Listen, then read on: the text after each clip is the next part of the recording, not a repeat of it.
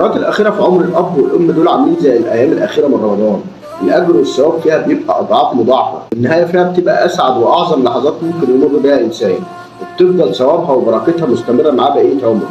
لو ربنا اختارك للمنزلة العظيمة دي يا ريت تحسن استغلالها، هتيجي على شغلك وبيتك وعيالك فداهم كله يهون، أنت الكسبان والله العظيم. بس لو هتتخانق مع اخواتك او تعاتبهم على تقصيرهم يا ريت ما يبقاش قدامهم عشان ما يحسوش انك متضايق من خدمتهم وانهم حمل تقيل عليكم وانتوا بتحدفوا بعض. بلاش تجمع عليهم الالم النفسي مع الالم العضوي في اللحظات دي.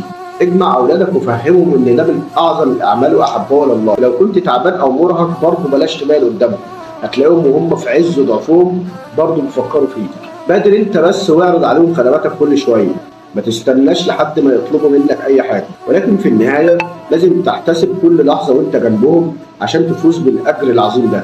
وافتكر ان ربنا جعل برهم بعد الايمان بيه بشاره.